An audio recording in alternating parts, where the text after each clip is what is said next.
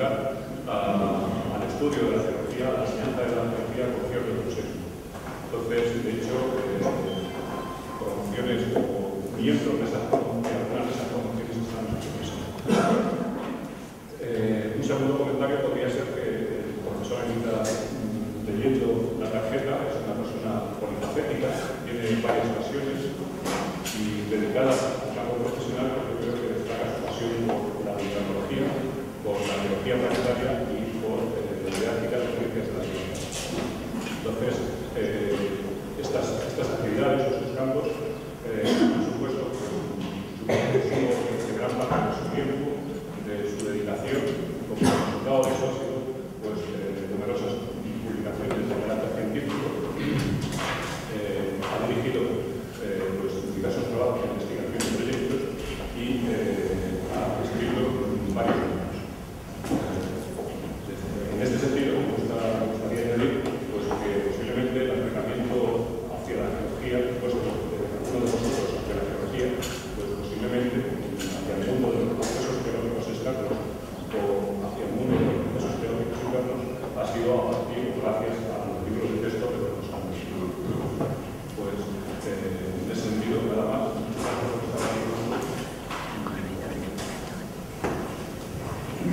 Muchas gracias.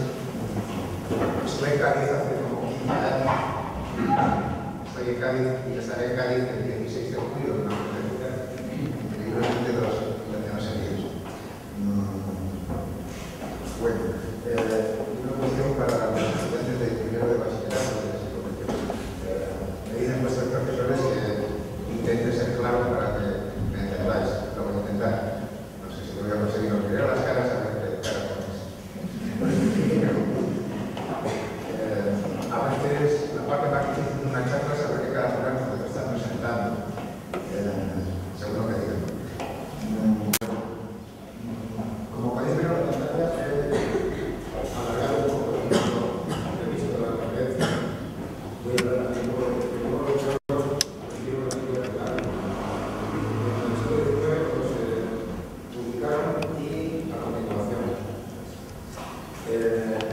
de forma que en su estructura actual la charla tiene 2 partes. La primera, vamos a ver cómo el darwinismo explica no ya solo la biología actual, sino las biologías pasadas, este conjunto de millones y millones de fósiles que nos han dejado su huella para reconstruir la historia del planeta, y también cómo las ideas de Darwin nos servir un paso más, metiéndonos en el siglo XXI, para intentar explicar las múltiples biologías que sin duda existen en el universo. A ver, como decía, una pregunta probable en la discusión que tengamos sería si creo que hay vida fuera de la Tierra. No voy a dar lugar a esa pregunta porque pienso responderla en la charla. Estoy convencido, bastante convencido de que hay vida y mucha vida fuera de la Tierra. Intentaré justificarlo. Bueno, quitando algunos ámbitos religiosos que no son, por desgracia, una minoría, sino que en algunos lugares como zonas de Estados Unidos son mayoritarios, nadie discute que no podemos entender nada de la vida en el planeta si no es desde el punto de vista evolucionista, desde el punto de vista que propuso Darwin, concretado con hallazgos posteriores, sobre todo de genética. No podemos entender una orquídea o un colibrí si no es en términos evolutivos: adaptación, selección, mutación. Entonces, ¿qué es lo que hay que añadir a lo que Darwin propuso y a esta convicción sobre la biosfera que nos explicó Lola Ochando en la última charla? Bueno, lo que yo querría llamar un planeta de ciencia ficción, un planeta en el cual han estado pasando cosas continuamente, un planeta muy dinámico, en el cual los continentes han estado bailando desde hace 4.000 millones de años, mutándose, separándose, rompiéndose, cambiando por completo el ambiente del planeta, y la biosfera ha ido moviéndose, yo diría que arriba. Voy a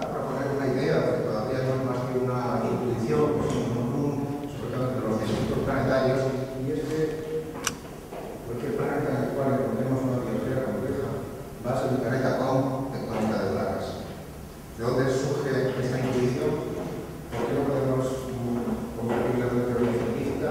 Porque para una teoría científica nos hacen falta muchos ejemplos para poder generalizar. En estos momentos solo tenemos un planeta con tectónica de placas y un planeta con una biosfera compleja. Suponemos que hay una conexión entre las cosas, que voy a intentar demostrar. La búsqueda de vida en el universo se hace bajo esta suposición, pero no podemos demostrarlo con un solo ejemplo. En los mapas geográficos, que podemos reconstruir solo en los últimos 1000 millones de años aproximadamente, tenemos ese baile de los continentes y los velociraptores de las películas de Spielberg, como este que hay aquí, o Tanistoceros, que usaba su cuello como una especie de caña de chocolate. Tremendas adaptaciones darwinistas a esa generación de nuevos ambientes biológicos que vienen precisamente dada por el baile de los continentes. O esos tiburones con una especie de caña de pescar que hemos acabado. Bueno, en el año de Darwin parece una energía que alguien diga que Darwin se equivocó. Sin embargo, como veis aquí, no sé si se puede ver los 3 errores de Darwin. Un artículo publicado por este paleontólogo chino en 1986 en una revista respetable. ¿Cuáles fueron, para quien decir, los 3 errores de Darwin? Desde luego este hombre no era nada darwinista, no tenía ninguna simpatía de Darwin, pero lógicamente hasta las películas científicas deben ser criticadas porque la ciencia es crítica.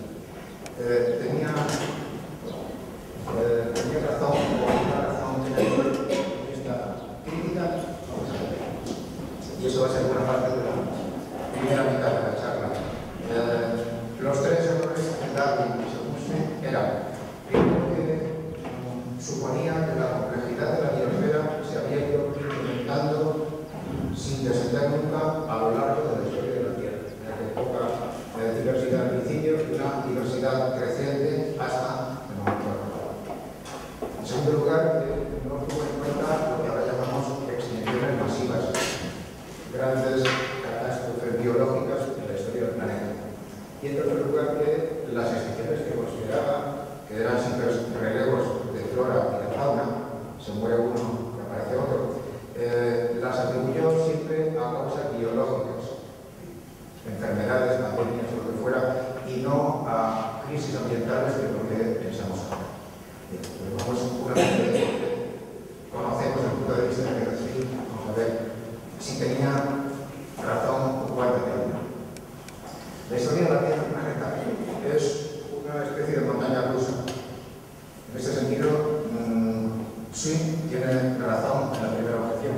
No hay una complejidad creciente desde el principio al final.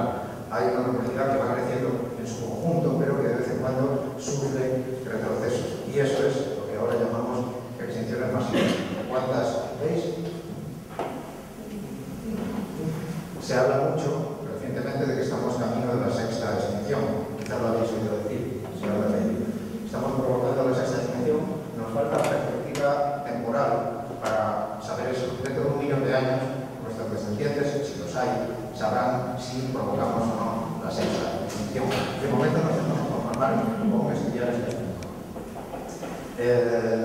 Como 5 son muchas, vamos a ver solo las 2 primeras. Esta del 11%. Esta última y la penúltima, que es la más importante de la historia de la Tierra. Charles Lyell era el profesor de geología de Darwin, era una especie de profesor particular. Era el geólogo más famoso de su tiempo, en realidad era un naturalista, todavía no había geólogos propiamente dichos, pero escribió un libro de tremendo éxito. Los principios de geología alcanzaron 7 ediciones y en las 6 primeras Lyell rechazó explícitamente el evolucionismo, de manera que la Tierra era un planeta inmutable en el cual pues, podía haber cambios, pero siempre se contrapesaban unos a otros. No había una direccionalidad, que es lo que Darwin proponía, un cambio, una evolución desde unas formas a otras formas. Bueno, en la última edición ya se retiró de esa idea y le dio pero además de publicar ese libro, hizo una cosa interesante, ¿verdad? Esa perspectiva nos parece crítica crítica en la comprensión de cómo había ido cambiando la vida en el campo. Se llegó a ser moluscos fósiles, como este de aquí, gasterópodos sobre todo, el tipo de gasterópodos, desde terrenos recientes hacia atrás en el tiempo. Bueno, vio, y esto me pareció lógico, que cuanto más atrás en el tiempo, más diferentes eran a los actuales.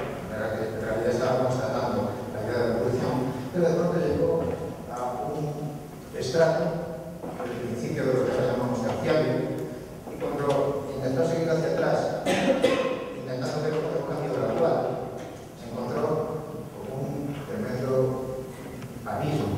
No había prácticamente ninguna conexión entre los últimos, como que fueran estos, los últimos moluscos y los que estaban por debajo. Eran completamente diferentes. Lai pensó que había habido estratos con los fósiles intermedios que habían sido erosionados, que faltaba tiempo geológico. En realidad, lo que pasaba es que se había encontrado con la primera extinción masiva de la historia de la Tierra, la primera conocida, la primera estudiada, que es la última sucedida en el tiempo, hace 65 millones de años. ¿Qué pasó en ese momento? Bueno, según la mayor parte de los científicos que estudian la Tierra ahora, lo que pasó es que un asteroide como ese, más o menos, 10-12 kilómetros, chocó contra la Tierra en lo que ahora es la península de Yucatán, México centroamericano, y generó una crisis ambiental terrible de oscurecimiento, la lucha de la iluminación solar, los fotosintéticos desaparecen, hay un colapso en cadena que termina exterminando a los seres con más necesidades energéticas, con más necesidades de alimentación, dinosaurios y muchos otros. Bueno, eso queda reflejado en lugares, por ejemplo en la península, este nivel contiene una gran cantidad de metales parecidos al platino y concreto, y es una muestra en el registro geológico de que realmente hubo un impacto asteroidal. Todavía hay paleontólogos que discuten que esta fuera la causa o la única causa de la extinción, pero la mayor parte de ellos admiten que sería demasiado casual que en el momento en que desaparecen bruscamente los dinosaurios, el plancton calcáreo y muchas otras formas de vida, choque un asteroide gigante contra la Tierra y esa no fue la causa de la extinción, de manera que lo que pasó ahí parece estar justificado. Vamos entonces a ir a la extinción más grande de todas, esta que sucedió hace unos 250 millones de años, 235 más. Bueno, la primera de esa extinción es mucho más complicada de averiguar. Lo que es claro es que no hubo ningún asteroide, pero muchos científicos han estado buscando huellas de una colisión en ese momento y no la han encontrado, porque todavía desde cuando se ve que sí que hubo un impacto aquí, la verdad es que no hay ninguna prueba de que lo hubiese.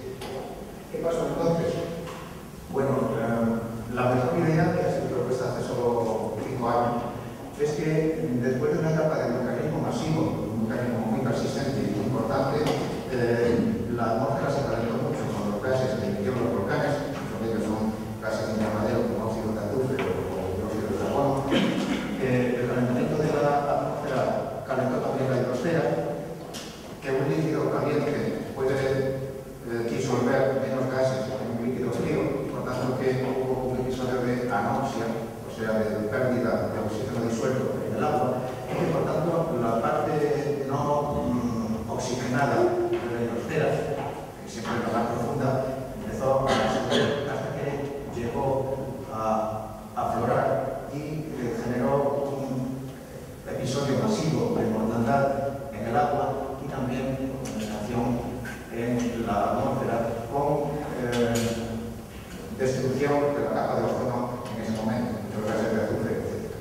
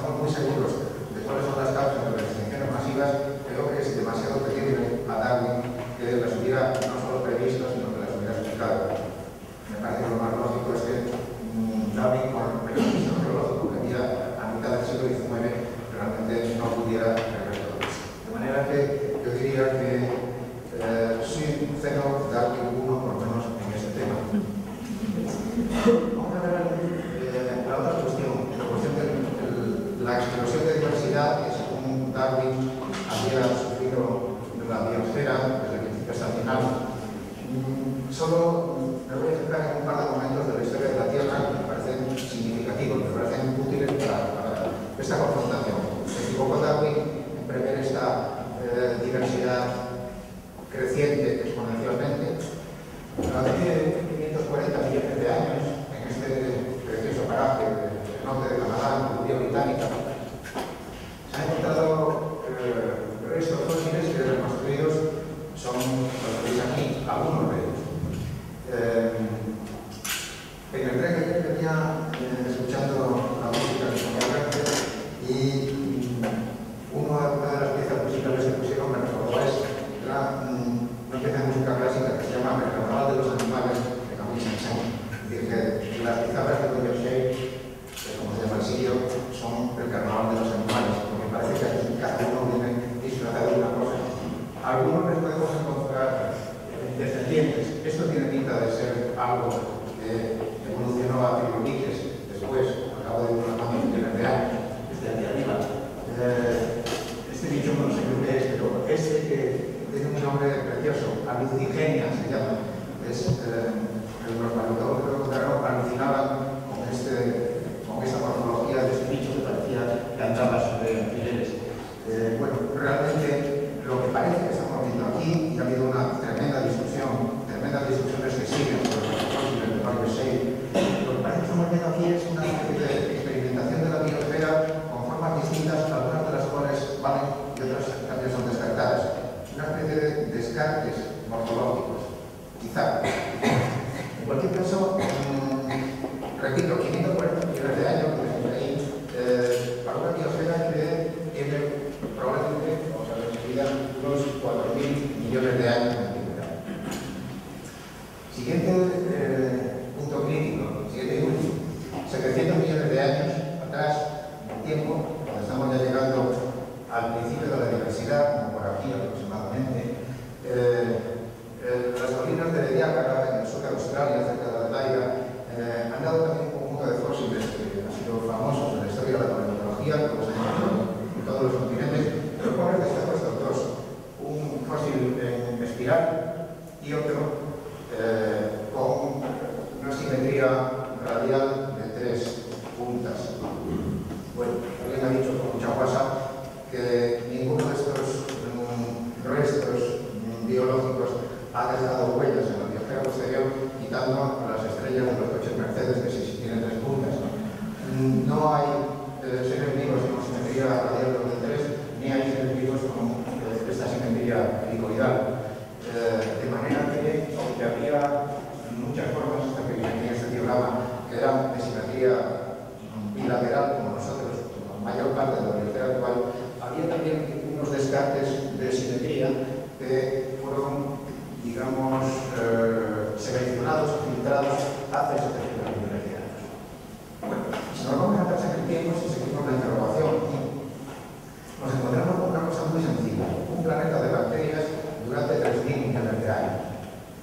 Las bacterias siguen siendo la forma de vida básica de este planeta, nosotros estamos llenos de ellas en nuestras tripas, no se pueden digerir, y las exterminamos con los detergentes para que no nos fastidie la comida. Pero esencialmente lo que hay como, digamos, la pirámide de la vida es una línea plana, una línea horizontal de 3.000 millones de años y luego en los últimos 700 millones de años un brusco aumento de la biodiversidad. Esto lo hemos encontrado hace 30 años. Es justo acusar a Darwin que no tuviera en cuenta esa extraña forma de aumentar la diversidad del planeta. Estoy de acuerdo con que no nos gusta. Como hace Darwin, tenía razón en todo. Darwin hizo la mejor teoría posible dentro de los datos que tenía en ese momento. La mejor posible, tanto es así que se ha dicho, con razón, que es el científico más influyente de la historia de la ciencia. Es verdad, quizá Einstein sea más conocido, pero mientras que la relatividad no funciona en planetas y tenemos que ir a buscarla en agujeros negros,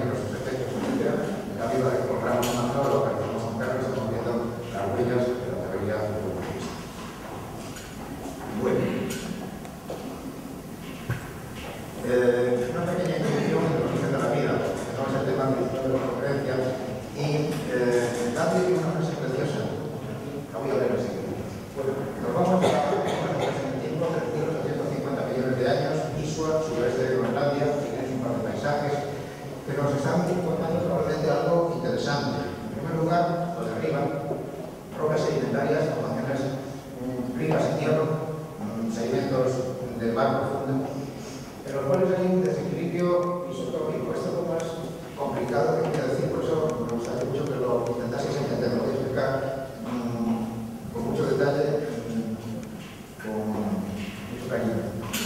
Vamos a ver.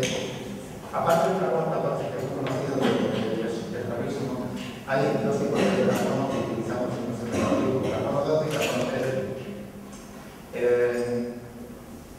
Cuando queremos sintetizar un aminoácido o una proteína, todos los seres vivos preferimos el carbono más ligero. ¿Por qué? Porque para la proteína funciona exactamente igual uno que otro, y el 12 es cuesta menos trabajo incorporarlo porque es más ligero. Entonces, ¿qué va a pasar con los alimentos donde haya habido actividad biológica? Que van a estar enriquecidos en carbono 12. ¿Me seguís? Entonces, en general, por algún motivo que desconozco, los científicos prefieren expresar esto en déficit de carbono 13, que es lo mismo que el enriquecimiento de 12. Aquí tenéis el gráfico.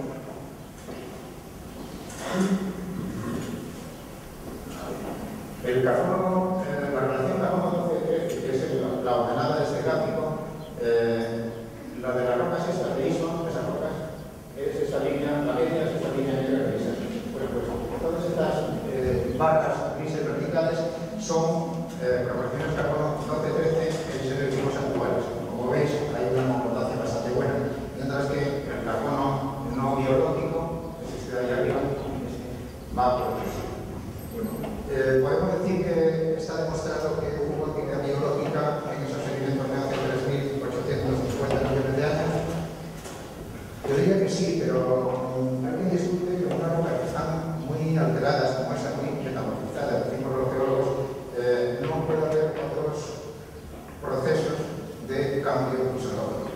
De manera que hay indicios interesantes de que la vida existía allí entonces, pero no una demostración absoluta. Hasta ahí. ¿Qué pasa con las rocas de abajo? Bueno, pues estas bandas que veis aquí, casi todos los geólogos las han estudiado, las identifican con esto que veis aquí, que con toda la tectónica de placas que sabréis que es una dorsal oceánica. ¿Sabéis lo que es eso? A los demás, a los mayores ya lo pregunto, porque eso se entiende que ya lo sabéis todo. Bueno, una dorsal oceánica es el lugar donde se genera un oceánico en la tectónica de placas. Y por tanto, si esto es eso, es decir, que hace la edad de las mismas rocas, que hace 3.850 millones de años había ya una tectónica de placas en el planeta. Es una casualidad que los indicios de vida y los indicios de tectónica de placas coincidan en el tiempo. No lo sabemos. Pero es posible que haya esa conexión que decía antes con la tectónica de placas como motor evolutivo, en el sentido de ser un proceso que está generando continuamente nuevos ambientes biológicos y por tanto aprovecharle para que la biosfera se desarrolle a buena velocidad. El principio de la vida sigue siendo un tema insoluble. ¿Quién es Luca? Hay un grupo, igual lo conocéis, se llama Adi Lucas. Bueno, tenéis a uno de ellos, Lucas. Esta es la sigla de Last Universal Common Ancestor, la última célula de la cual proceden todos los seres vivos. Bueno, el hecho de que ¿qué significan estas barras en rojo? Pues son organismos de los que llaman los especialistas en bacterias termófilos, o sea, les gustan ambientes de alta temperatura. Eso ha llevado, esta flecha, esta interrogación, a pensar que la vida surgió alrededor de chimeneas hidrotermales como las que ahora existen en las dorsales oceánicas. Hace 4.000 millones de años, probablemente todos los fondos oceánicos eran una pura dorsal oceánica. El planeta estaba tan caliente que estaban viviendo en casas a alta temperatura prácticamente en toda su superficie. Así que el ambiente existía. ¿Qué es lo que ha dicho Stanley Miller? ¿Stanley Miller no suena? No. ¿El experimento de Miller? No. Sí.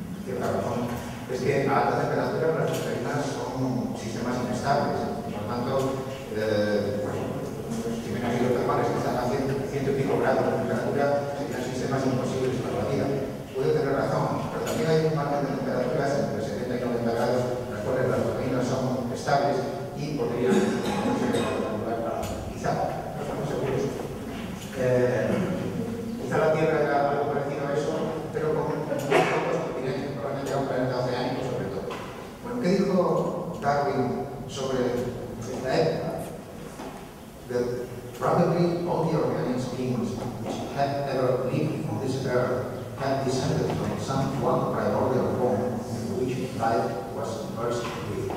O sea, que probablemente todos los seres orgánicos que han vivido en la Tierra han descendido de una única forma primordial que fue la primera forma viva. No está mal para hacerse 150 años antes de que alguien decidiera que era eso. No está mal. Para terminar con esta primera parte, hay algo extraño y curioso, me atrevo a decir maravilloso, en el origen de la vida en el planeta, y es lo siguiente.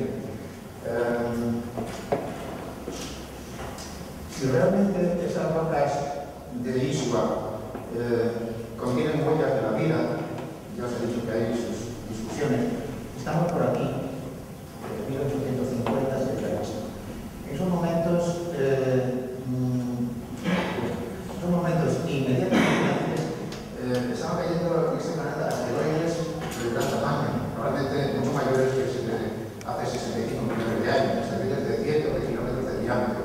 ¿Por qué lo sabemos? Porque en la Luna, está al lado, cayeron asteroides de gran tamaño en esa misma época. Y no hay ninguna razón para que, habiendo caído la Luna, no cayera también la Tierra. No había donde esconderse, por decirlo así. Una serie de 100 kilómetros de diámetro que cae en un planeta oceánico, como debía ser la Tierra en ese momento, vaporiza toda la hidrosfera, no solo el lugar donde caiga, sino que crea una onda de choque térmica que pierde la hidrosfera y por lo tanto acaba con cualquier intento de vida que hubiera podido surgir hasta ese momento. Entonces, si esto funciona y teniendo en cuenta que sería muy raro que hubiéramos encontrado la primera forma de vida, entonces la mayoría de los científicos suelen decir vida hace 4.000 millones de años. Entonces nos encontramos con un momento imposible. De manera que o hay algo que no sabemos sobre el flujo de asteroides, o bien la vida es capaz de surgir incluso en las peores condiciones. Los astrólogos lógicamente se agarran a esta última idea y dicen, bueno, igual, si está lloviendo piedras como cualquier otra cosa, surge a pesar de todos los inconvenientes. Una cosa interesante sobre este mineral es un zircón, silicato de circonio. Esta zona del mineral, donde es allí, tiene 4.404 millones de años y tiene una composición de isótopos de oxígeno que parece indicar que estuvo en contacto con el agua. De manera que esto quiere decir que hubo hidrosfera líquida en el planeta hace 4.400 millones de años. Y por tanto que la vida tuvo como 400 millones de años para experimentar antes de aparecer, por lo menos. Pero algunos hablan de vida inicial, incluso de vida con estas edades. Como este planeta es una recicladora de rocas maravillosamente eficiente, no podemos saberlo porque no hay rocas tan antiguas. Tenemos este trocito de minerales, lo único que ha llegado desde el principio del planeta.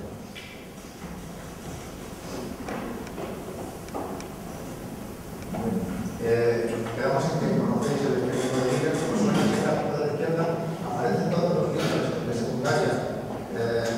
A mí me llama la atención cuando lo veo, porque es un experimento equivocado. Está hecho con una atmósfera que probablemente no era la atmósfera primitiva de la Tierra, era lo que en 1950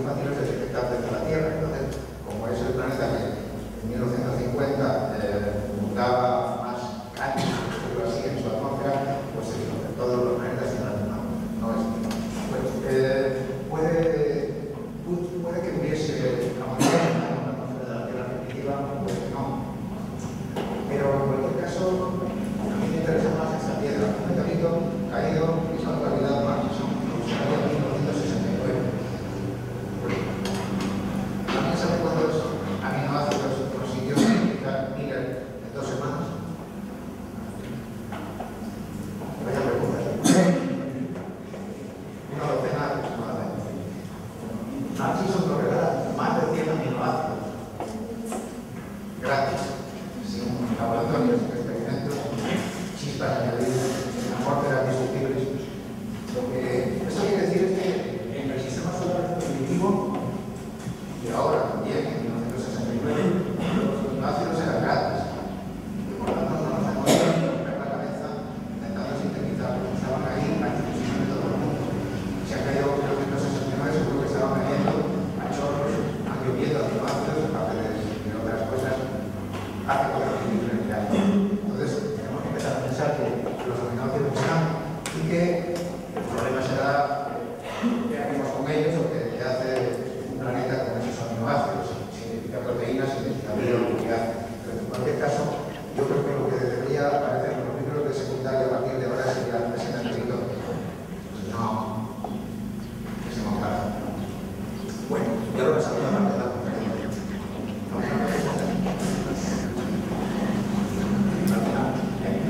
El sistema solar, un asteroide, manda cosas a los planetas. Los planetas en sí pueden ser lugares donde la vida sea posible o no. ¿Qué tiene que decir Darwin sobre la vida fuera de la Tierra? Es lo que quiero plantear desde ahora. Bueno, Marte hace 4.000 millones de años. Un planeta prácticamente igual que la Tierra en ese momento. Agua líquida sobreabundante, enormes cantidades de agua líquida, superamazonas que estaban circulando por todo el planeta, seguramente un océano, un mar muy grande, que estaba recogiendo sus aguas en el norte del planeta. Campo magnético, se han encontrado lo que llamamos en tecnología magnetismo remanente, el magnetismo impreso en roca de hace 4.000 millones de años aproximadamente, y muy probablemente una etapa corta de tectónica de placas. Esto es justo lo contrario a lo que dicen los libros. Marte es un planeta sin tectónica de placas. Yo personalmente, la gente con la que trabajo, estamos en desacuerdo con eso. Hemos encontrado una zona concreta al sur de Barrio Marineris, aquí, todos los indicios posibles de que había una cadena de montañas formada como las cadenas de montañas en la Tierra, que como sabéis se forman por colisión de placas.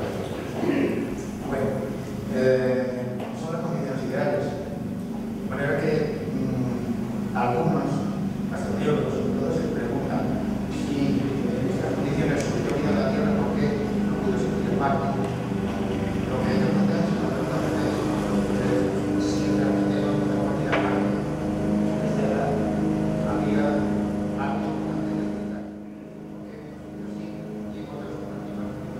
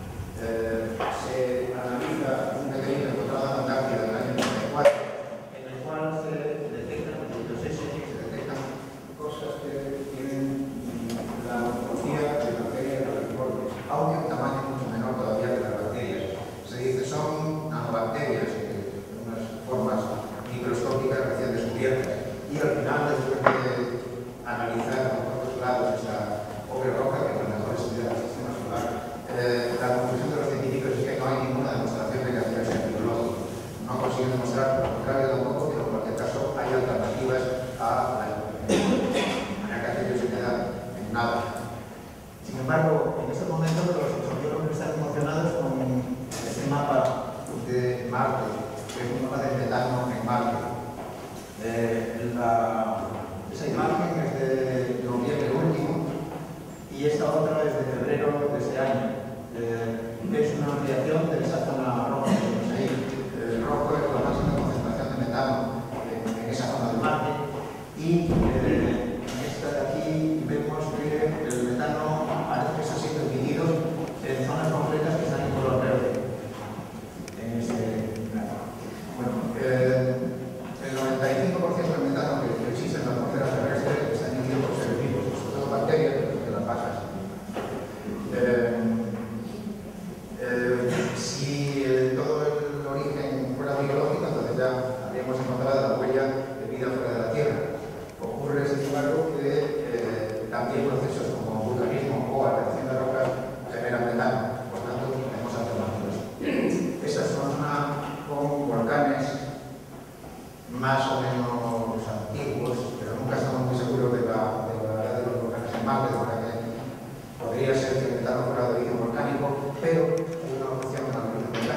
de los volcanes en la Tierra.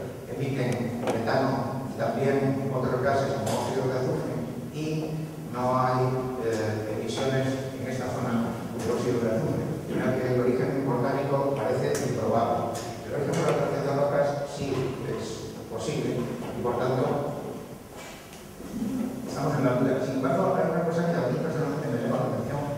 No sé si se ve, pero esta es una zona llena de fallas. ¿Veis las grietas así? Bueno, si yo fuera una molécula de metano y tuviera una falla a mano, me escaparía por la falla. Sin embargo, como veis, el metano está siendo emitido por puntos concretos. Los asteroides están emocionados con esto y siguen dándole vueltas y siguen pidiendo órbitas que pasen por aquí para intentar ajustar mejor el mapa. Y a lo mejor han encontrado la primera huella de vida fuera de la Tierra, aunque después de tantos chascos, yo la verdad es que no me fío mucho. Pero en fin, quién sabe, no es imposible.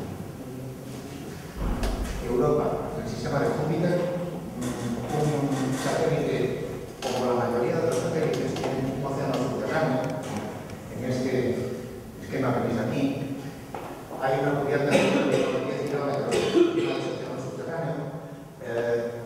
Y sobre todo hay aquí una idea que parece razonable, y es que si todo esto no está congelado y está líquido, es porque hay una fuente de energía que lo está cubriendo. Esta fuente de energía, aquí está puesta más o menos, sería algo parecido a las chimeneas hidrotermales que hemos visto que eran un posible ambiente para la formación, para la génesis de la vida en este planeta, en la Tierra. Luego, entonces, bueno, si os fijáis en esto, que es un cuadro de un pintor, pues hay unos bicharracos aquí alrededor de la chimenea hidrotermal, pues como los que se encuentran en las chimeneas hidrotermales en la Tierra. De manera que este sería un ambiente posible para vida en Europa. Hay proyectos para mandar un orbitador a Europa para que analice desde órbita el hielo, para ver si en el hielo hay huellas biológicas, lo que se llaman biofilms, de posible actividad biológica en ese océano. Hay por lo menos ya 4 o 5 satélites en el sistema solar que tienen océanos subterráneos, de manera que la biosfera típica que se había propuesto hasta ahora, que era como terrestre, en un planeta como Marte, etc., tiene una competidora en estas posibles biosferas que están alojadas en cuerpos pequeños, pero protegidas del ambiente exterior por una cubierta de virus.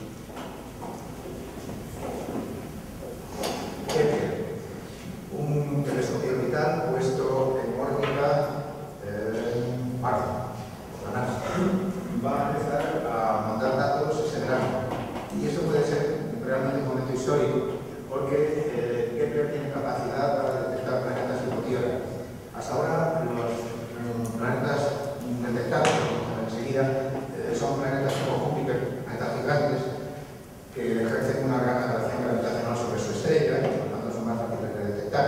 Pero, lógicamente, la carrera de los cazadores de planetas, el santo grial de planetas, es encontrar planetas no gigantes, sino planetas como este, donde podamos esperar encontrar vida o no. Bueno, ¿qué va a estudiar Kepler? Va a estudiar esto, el cúmulo de Cygnus, un cúmulo estelar, una agrupación de estrellas de unas 10.000 estrellas. ¿Qué es lo que qué capacidad tecnológica tiene? Pues va a medir ocultaciones, o sea, pasos de posibles planetas por delante de su estrella que genere un eclipse, y este eclipse pues, va a bajar un poquito la luz de la estrella. ¿Cuántos planetas de tipo Tierra va a detectar? Se calcula que por lo menos un centenar. De aquí a 3 años y medio, que es la vida útil del telescopio. En general va a empezar con Cygnus y luego va a seguir estudiando varios millones de estrellas, y se calcula estadísticamente que va a poder detectar todo eso. Una serie de cosas que puede hacer Kepler. Bueno, aquí tenéis una muestra de un poquito integrado, pero aquí lo presento como digamos, idea general de qué es lo que está buscando. Lógicamente está buscando planetas habitables, y esa franja verde que veis aquí en los 3 gráficos, que son diferentes brillos, o estrellas con diferentes brillos,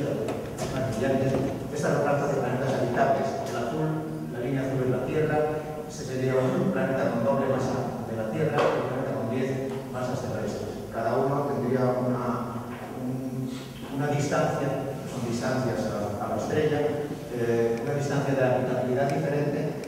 Es decir, lo que quiero, este es Mercurio, este es Marte. Os habéis idea de que la detección de planetas habitables está ya entrando en una fase experimental. Hace un poco un periodista me hace una pregunta la siguiente. Bueno, la ecuación de Drake es algo que ya está muy pasado, seguimos pensando en esto.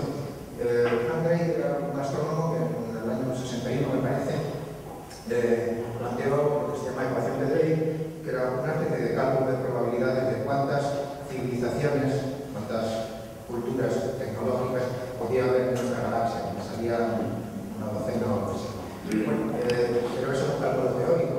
Lo que yo le dije al periodista es los podemos olvidar de la ecuación de Drake, ahora estamos pasando a la fase experimental. Vamos a tener datos sobre planetas habitables en cuestión de meses. Para el curso que viene tenéis un buen tema para la conferencia. Bueno, una cosa que me ha hecho mucha gracia, esto es un gráfico de la misión Kepler.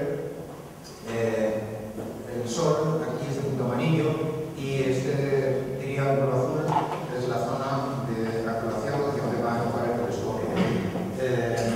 Estos son los brazos de la galaxia que están arriba. Si os fijáis, el Sol está aquí en el brazo de Orión. Cada brazo de la galaxia espiral tiene un nombre de una constelación. Bueno, si os fijáis en el gráfico de arriba, que es un gráfico reciente, el Sol está en el brazo de Perseo. El brazo de Orión es este otro texto. ¿Qué quiere decir esto? Que ni siquiera sabemos nuestra dirección. Somos encontramos a uno en la calle y no sabe dónde vive. Por ejemplo, tengo una cyber de caballo. Pues nosotros estamos en un nivel tecnológico en el cual ni siquiera sabemos el brazo de la galaxia en el que vivimos. Un recordatorio de lo poco que sabemos en ciencia. Todavía estamos intentando calzar una perspectiva. Estamos viendo un pie en la orilla del océano cósmico, y es cierto. Y aquí tenemos una demostración. Ni siquiera no sabemos situar nuestra casa en la galaxia. Pero los planetas extrasolares, yo prefiero llamarlos exoplanetas, pero bueno. Hay una página en la cual aparecen a 4 de octubre de 2008, era 313, yo la busqué ayer y busqué el dato actual, son 347 en este momento. Seguro que el mes que viene son más porque hay muchos equipos destinados a buscar exoplanetas y los están encontrando con gran facilidad. Bueno, cuando yo decía que estaba convencido de que hay vida fuera de la Tierra, me basaba sobre todo en ese tipo de datos. Casi todos, salvo uno o dos, estos 305 planetas están comprendidos en un tercio de ese punto que representa al Sol, que está muy ampliado. De manera que hemos buscado planetas en nuestra vecindaad más inmediata.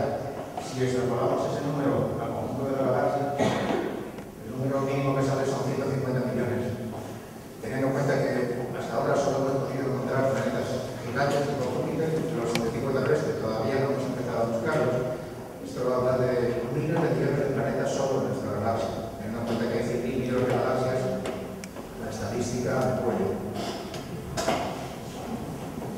No sé si el número parece bastante importante, pero muy probablemente haya más planetas que estrellas en el universo, muy probablemente. Teniendo en cuenta que las estrellas o planetas son muy frecuentes y que cuando tienen, pues los tienen de docena en docena. Bueno, hay planetas en los sitios más insospechados. Por ejemplo, en el centro de nuestra galaxia, que está ocupada casi todos los centros galácticos por un agujero negro, está justo ese puntito entre las dos flechas, bueno, pues está rodeado de un centenar de planetas, un centenar de estrellas recién nacidas, muy probablemente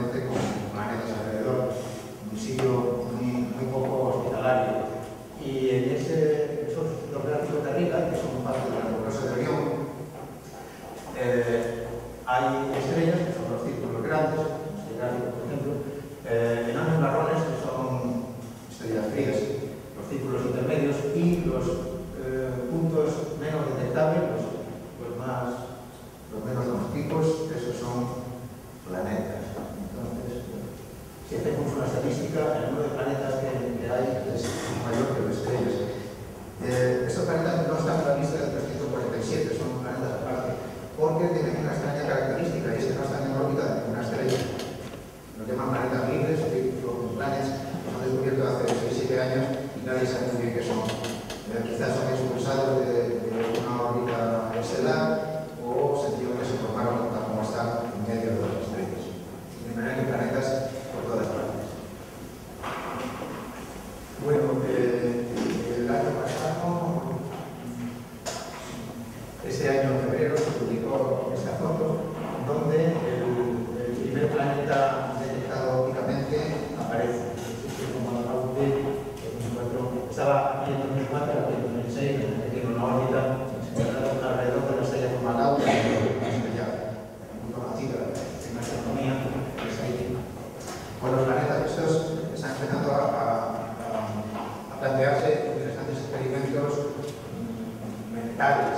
¿Cómo sería un planeta de la mitad de la masa terrestre en órbita terrestre? Pues sería probablemente un planeta desértico, quizá parecido a Marte, como veis ahí a la izquierda el gráfico inferior. Mientras un planeta con doble masa terrestre, en la misma órbita que tenemos nosotros, sería probablemente un planeta oceánico. Y una pregunta que siempre me gusta dejar pendiente sobre este gráfico es si os podéis imaginar que hubiese una civilización tecnológica en un planeta oceánico. Y esto nos lleva a ideas sobre la biosfera, sobre la capacidad tecnológica de animales que no sean primates arbóreos, como nosotros fuimos hace unos millones de años, sobre la inteligencia de los delfines o sobre las cosas. En último término, estamos pensando otra vez en términos darwinianos, que es la única forma en que podemos entender una biosfera, o podemos decir, de momento. Bueno, ya estoy terminando. El año pasado, en abril de 2008, salió portada de más, lo que es la revista Matriz de Investigación y Ciencia, la científica médica, este artículo sobre los extraños colores de las plantas alienígenas. ¿Por qué lo traigo aquí? Esto es un divertimento de los astrobiólogos. Yo creo que me parece interesante, en el contexto de esta charla, hablar de lo que están pensando, de lo que están diseñando los astrobiólogos para el momento en que puedan encontrar huellas de una biosfera extraterrestre. Bueno, ¿cómo son las plantas alienígenas? ¿O cómo las imaginan los astrobiólogos? Pues esto va a depender esencialmente de la cuestión atmosférica, pero básicamente más aún del tipo de estrella alrededor del cual esté el planeta en cuestión. Para una estrella tipo M, son estrellas que en su paso juvenil emiten intensa radiación ultravioleta. Los astrobiólogos imaginan que solo podría existir vida debajo del agua. El agua es un gran detector contra los rayos ultravioleta, por lo tanto sería lo lógico pensar en una biosfera sumergida. Mientras que cuando la estrella fuera ya madura, la fase estable, que es aquí en el centro, entonces las estrellas M son estrellas de baja luminosidad y por tanto las plantas tenderían a tener colores muy oscuros, incluso negros, para aprovechar al máximo las radiaciones luminosas de la estrella. Mientras que las estrellas de tipo F, que es lo contrario, son estrellas de alta luminosidad, las plantas tenderían a tener colores claros, colores azules o rojos. De manera que ahí nos estamos otra vez protejando con el darwinismo. Se trata de adaptación al medio y de selección de, en este caso, los colores más favorables y por tanto de una bioquímica también distinta, no clorofila, sino otros principios inmediatos que pudieran aprovechar la luz estelar con el mayor rendimiento posible. Bueno, y lo último, terraformación.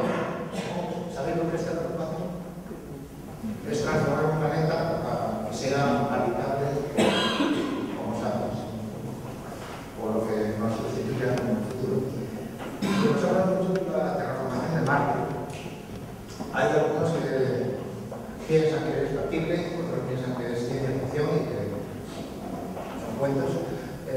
Pero lo que sí es cierto es que existen ya planes detallados de cómo se podría llevar a cabo. Se trataría de instalar en el planeta factorías de gases invernadero que, digamos, densificasen la atmósfera, de manera que retuviese, generar más efecto invernadero para que retuviesen más calor solar y entonces se extinguirían los casquetes polares y también ese hielo que parece que abunda en los poros de la corteza. Y en un tiempo que es difícil de calcular, pero que algunos, los más optimistas, calculan que en 100 años el planeta sería habitable por plantas que requieren un poquito de oxígeno, pero muy poco, y una cantidad de dióxido de carbono de unos 10 milibares que es cercana a lo cual. Mientras que para que fuera habitable por animales haría falta unos 100.000 años o algo parecido, en el mejor de los casos. Bueno, aquí hay un montón de cosas que discutir. En primer lugar, si esto es factible. Está claro quiénes son los lugares que tenemos derecho a hacerlo. Tendríamos derecho a que no se hubiera una biosfera marciana. La respuesta de mucha gente es que no. La respuesta de los optimistas es que podríamos confinar las reservas, que sería lo que hemos hecho en la Tierra, de manera que tenemos experiencia, y transformar el resto del planeta. Y la respuesta de un maestro a cuyos alumnos se lo dije hace años fue: o sea, cuidamos esto del planeta y ahora vamos a por el siguiente, más o menos. Bueno, 100.000 millones de galaxias entre los casos conocidos, más o menos.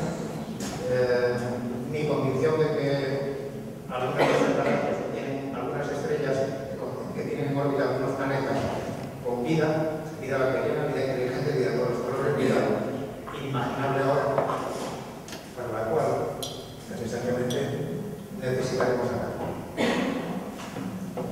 Si hay preguntas.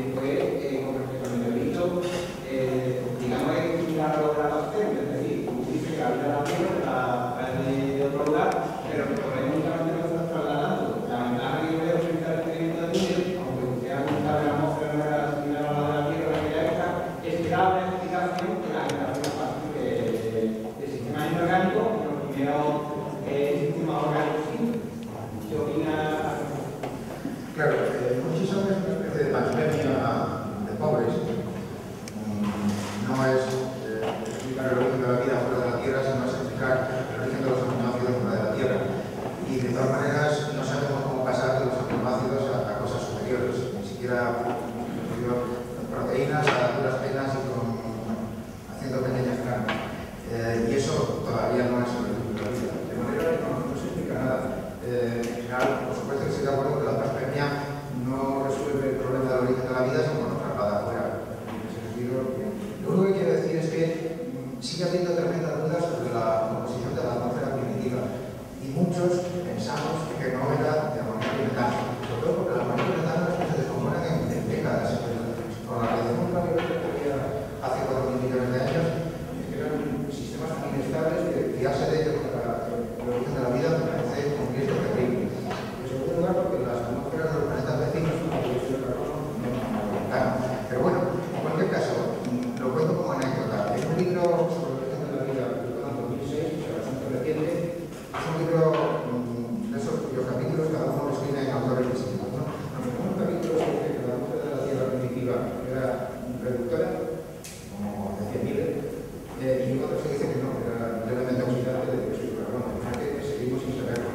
Y el tipo atmosférico pues, cambia de opinión cada 10 años, como más, no sé. Hay tenemos una definición muy importante. Me parece que es gastar otras horas que tenemos que ver que hay esa abundancia de aminoácidos que hay, esa abundancia de aminoácidos en el sistema solar. Yo decía en ese sentido de la parte exterior del cinturón de asteroides que está llena de meteoritos que se hacen por lugares que hacen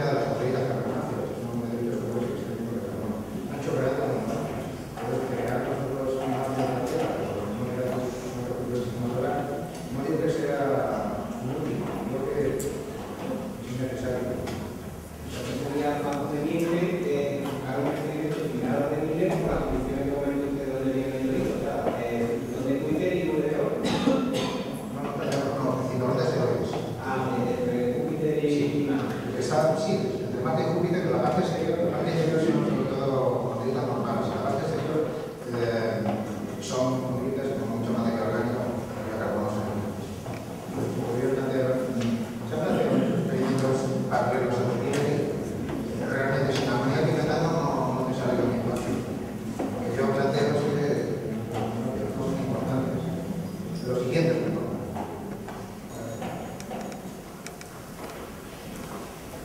venga, que se puede representar. Acá.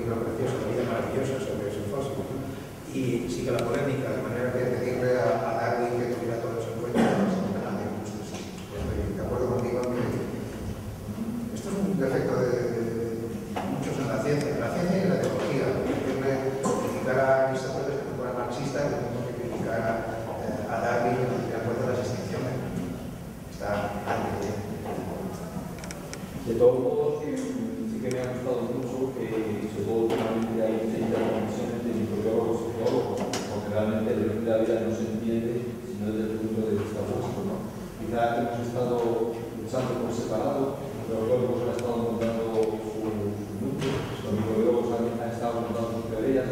llegar a explicar el origen de la vida realmente es difícil sin interconexión de los dos.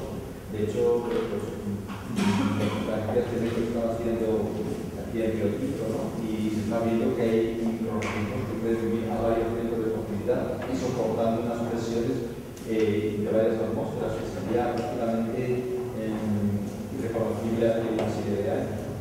De todos modos, con todo lo que sabes y lo experto que eres, te atreverías a arriesgar que el origen de la vida procede por su biología, porque realmente se dieron las condiciones climatológicas adecuadas para que realmente consumiera su vida.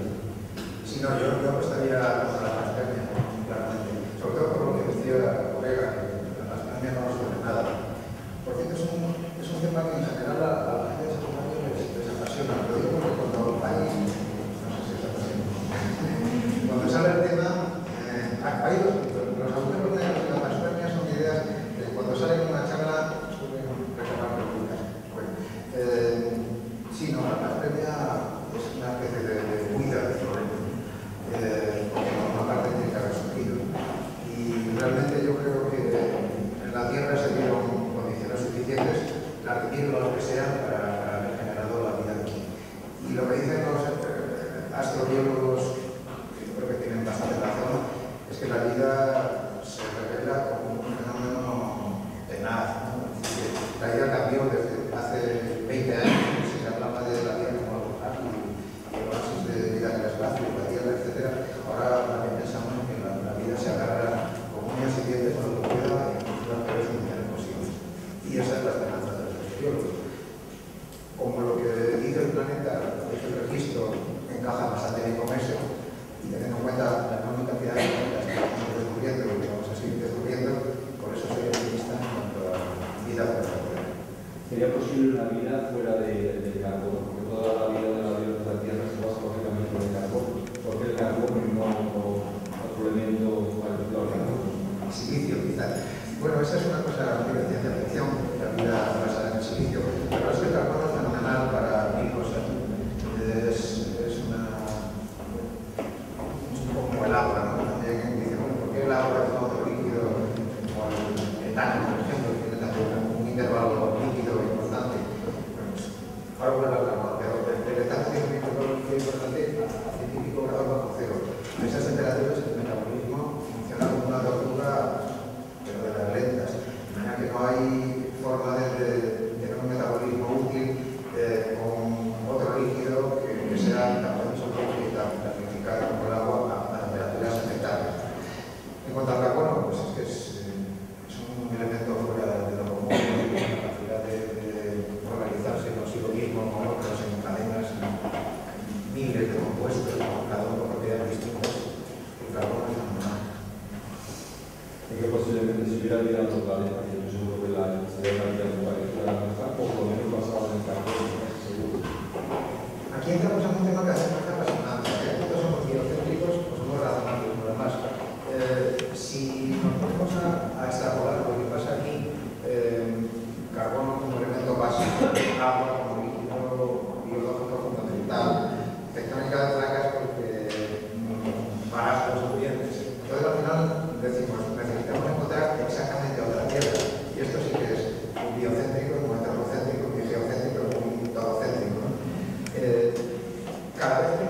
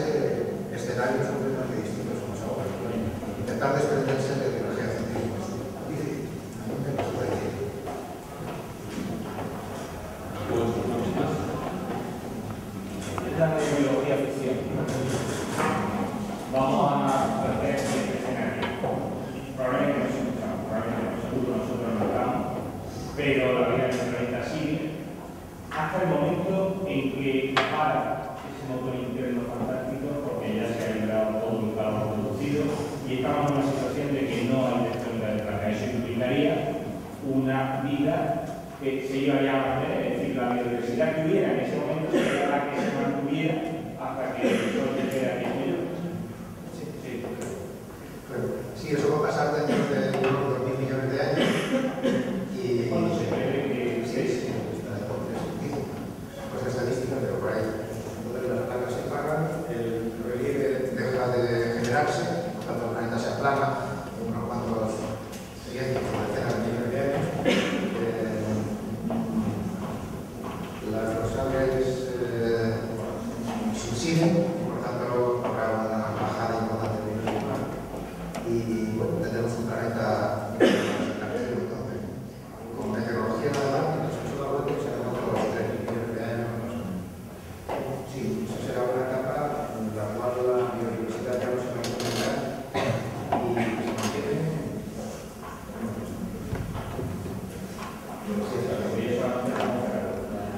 lo que implicaría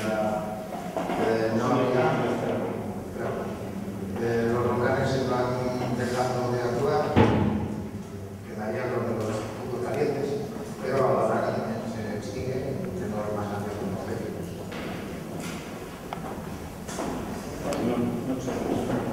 La estadística dice que la mayoría de las personas que se están usando ahora mismo son católicas, apóstoles, humanas.